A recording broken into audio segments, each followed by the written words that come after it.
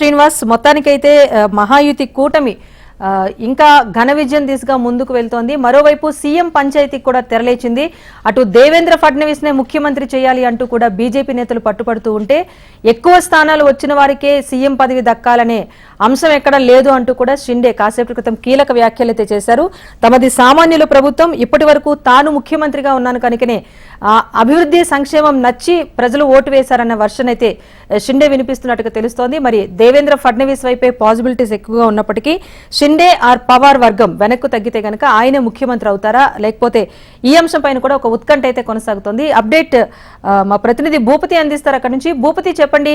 ఒక స్పష్టమైన ఆధిక్యంతో మహాయుతి కూటమి అయితే ముందుకు వెళ్తోంది. మహారాష్ట్రలో పరిణామాలు ఉదయం నుంచి కూడా మనం చూస్తున్నాం.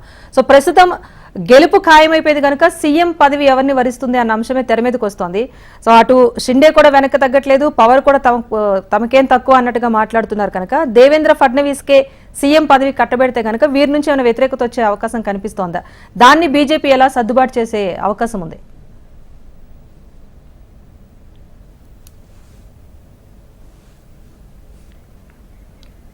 భూపతి మ్యూట్ లో ఉన్నట్టున్నారు, చూడండి.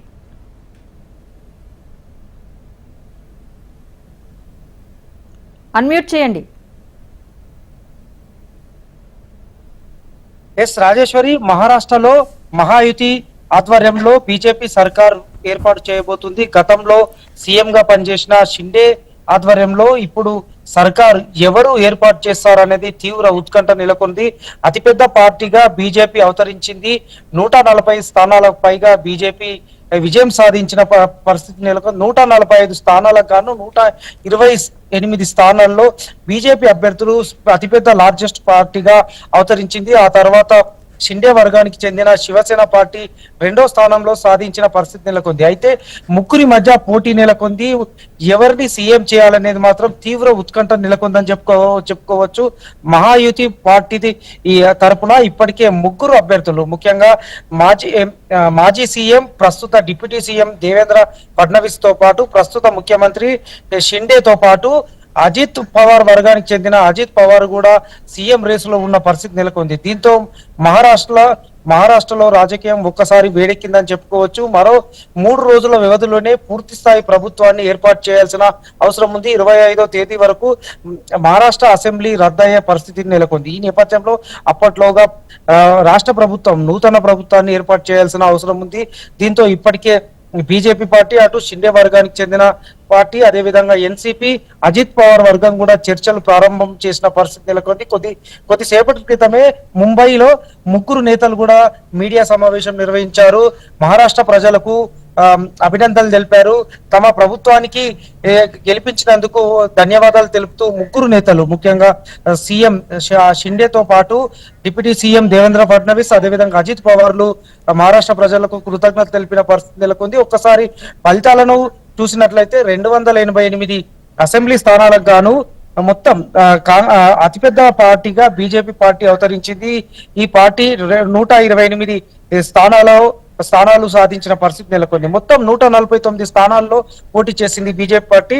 అదేవిధంగా శివసేన షిండే వర్గానికి చెందిన పార్టీ 81 స్థానాల్లో పోటీ చేయగా 55 స్థానాల్లో లీడ్ లో ఉన్న పరిస్థితి కనబడుతుంది. అదేవిధంగా అంతేకాకుండా ఎన్సీపీ అజిత్ పవార్ వర్గానికి సంబంధించిన పార్టీ 59 స్థానాల్లో పోటీ చేయగా 36 స్థానాల్లో ఇప్పటి వరకు విజయం సాధించినట్లు ఎన్నికల అధికారులు స్పష్టం చేస్తున్న పరిస్థితి నెలకొంది. అయితే ఎల్లుండి బీజేఎల్పీ సమావేశాన్ని ఏర్పాటు చేయాలని కూడా ఇప్పటికే నిర్ణయం తీసుకున్న పరిస్థితి నెలకొంది. అతిపెద్ద పార్టీగా గెలిచిన బీజేపీకి సీఎం పదవి ఇవ్వాల్సిన అవసరం లేదు, అలాంటి ఏం రూల్ లేదంటూ కూడా సీఎం షిండే చేసిన వ్యాఖ్యలు తీవ్ర దుమారాన్ని లేపుతున్న పరిస్థితి కనబడుతుంది. ఎందుకంటే అతిపెద్ద పార్టీగా ఆవిర్భవించిన బీజేపీకి సీఎం పదవి ఇవ్వాల్సిన అవసరం లేదంటూ కూడా కీలక నెలకొంది. దీంతో మహారాష్ట్ర రాజకీయం ఒక్కసారి వేడెక్కిందని చెప్పుకోవచ్చు. మరోవైపు ఈ విషయంలో 3 పార్టీలు కలిసి కూర్చొని మాట్లాడుకోవాల్సిన అవసరం ఉందంటూ కూడా షిండే చేసిన వ్యాఖ్యలు కీలకంగా మారిన పరిస్థితి నెలకొంది. భూపతి, ఒకటి అజిత్ పవార్ విషయంలో కాస్త వెనకడుగు వేసే అవకాశం ఉన్నప్పటికీ షిండే క్లియర్ గా చెప్తున్నారు మొదటి నుంచి కూడా గతంలో పొత్తు సమయంలో కూడా మహారాష్ట్ర అంటే శివసేన, బాల్ ఠాక్రే తర్వాత శివసేన కూటమి ఆ సిద్ధాంతాలతో ముందుకు మేము వెళ్తున్నాం కనుక ప్రజలు మాకు పట్టం కట్టారన్న వర్షన్ ఆయన వినిపిస్తూ వచ్చారు. సో ఇప్పుడు కూడా పోటీ చేసిన స్థానాలు తక్కువ స్థానాల్లో కూడా మేము ఆధిక్యాన్ని ప్రదర్శించాం కనుక సీట్ల సంఖ్య అనేది ఇక్కడ కీలకం కాదన్న వర్షన్ అయితే షిండే నుంచి స్పష్టంగా వినిపిస్తోంది. సో ఇప్పుడు టగ్ అనేసరికి వీరిద్దరి మధ్యన వస్తుందా, ఫడ్నవీస్ అండ్ షిండే, వీరిద్దరిలో ఎవరికి మొగ్గు చూపే అవకాశం కనిపిస్తోంది?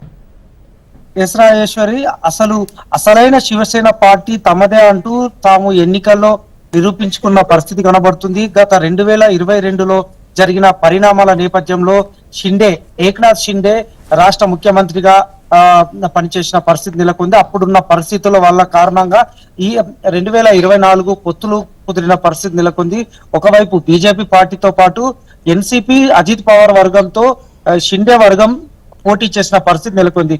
కేవలం 81 స్థానాలు పోటీ చేసిన ఏక్నాథ్ షిండే వర్గం 55 స్థానాల్లో విజయం సాధించిన పరిస్థితి నెలకొంది. అయితే షిండే కీలకమైన వ్యాఖ్యలు చేశారు. అతిపెద్ద పార్టీగా ఆవిర్భవించిన బీజేపీ నుంచి సీఎం అభ్యర్థిగా నిలబడాల్సిన అవసరం లేదు, గతంలో మేము త్యాగం చేయడం జరిగింది, తమ వల్లనే ప్రభుత్వం ఏర్పడింది, అలాంటి కారణాల వల్ల తాము ఈ స్థాయిలో ఉన్నాం. ప్రస్తుతం అసలైన శివసేన పార్టీ ఏక్నాథ్ షిండేకి సంబంధించిన పార్టీగా ఆవిర్భవించిందని కూడా చెప్పకనే చెప్తున్నారు. అతిపెద్ద పార్టీగా ఉన్నప్పటికీ కూర్చొని మాట్లాడుకోవాల్సిన పరిస్థితి ఉంది. అదే విధంగా తామే సీఎం రేసులో ఉన్నామని చెప్పకనే చెప్పిన పరిస్థితి నెలకొంది. ఇప్పటికే ఈ విషయంలో ప్రధానమంత్రి నరేంద్ర మోడీతో పాటు అమిత్ షా వంటి కీలక నేతలు కూడా పలు సూచనలు చేస్తున్న పరిస్థితి నెలకొంది. ముంబై వేదికగా 2 రోజుల పాటు ఈ వ్యవహారంలో చక్కదిద్దే అవకాశాలు కనబడుతున్నాయి. ముఖ్యంగా సీఎం ఎవరికి ఇస్తారు, ఎవరికి ఇవ్వాలనే విషయాన్ని కూడా చర్చల ద్వారా, ముఖ్యంగా 3 పార్టీల చర్చల ద్వారా జరిగే అవకాశం కనబడుతుంది. మరోవైపు అజిత్ పవార్ కు కీలకమైన శాఖలు ఇచ్చే అవకాశం ఉంది. అవసరమైతే మరోసారి డిప్యూటీ సీఎం హోదా కట్టబెట్టే అవకాశాలు ఉన్నప్పటికీ బీజేపీ అదే విధంగా శివసేన ఏక్నాథ్ షిండే వర్గం సంబంధించిన మధ్య సయోధ్య కుదరాల్సిన బాధ్యత ఇటు 2 పార్టీలపై ఉందని చెప్పుకోవచ్చు. ఈ విషయంలో బీజేపీ కేంద్ర నాయకత్వం కూడా చర్చలు జరిపే పరిస్థితి నెలకొంది. కొద్దిసేపటి క్రితమే ముంబైలో కూడా ఇద్దరు కలిసి మీడియా సమావేశంలో స్పష్టమైన కీలకమైన ప్రకటనలు కూడా చేశారు Rajeshwari. Right, thank you Bhupathi.